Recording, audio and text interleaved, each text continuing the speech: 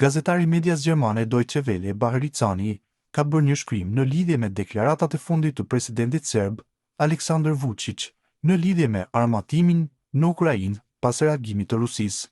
Cani në Facebook kritikoi ashpër ndërkombëtarët derisa pyeti publikisht se deri kur do të tolerohet loja e 2 apo 3 fisht e Vučićit. Po ashtu ai vlerësoi se neutraliteti i BE-s, shteti serb, po shfrytëzohen për përfitime dhe lojra të 2 e 3 fishta në të gjithë anët përcjell bota sot.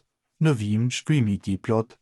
Deri kur do të tolerohet loja e 2 apo 3 fisht e Vučićit? Rusia e ka kritikuar ashpër Vučićin se po i dërgon fshehura si armë Ukrainës.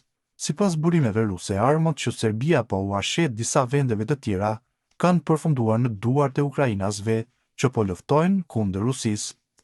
Pas këtyre kritikave, Aleksandar Vučić i shqetësuar dukshëm doli dje në mediat serbe dhe tha se ai personalisht do të urdhërojë ndërprerjen e të gjitha kontratave për shitjen e armëve dhe municioneve për të cilat ekziston dyshimi se po keq përdoren dhe se mund të kenë përfunduar në frontin e luftës në Ukrainë.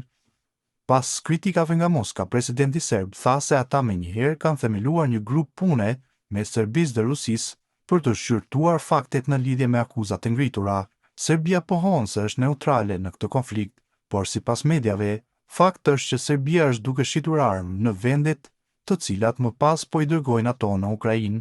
Nga ana tjetër, Serbia po përfiton me çmime më të lira gaz nga Rusia dhe benefite të tjera, siç është për shembull mbrojtja e Serbisë nga Rusia në arenën ndërkombëtare, në veçanti kur ka të bëjë me Kosovën, ndërsa për lojën e Vučićit me BE-n, me siguri që jemi të gjithë të njoftuar, me një fjalë, ky farë lloj neutraliteti po shfrytëzohet për përfitime dhe lojra të 2 e 3 fishta në të gjitha anët. Por shtrohet pyetja, deri kur do të lejohet kjo lojë e Vučićit?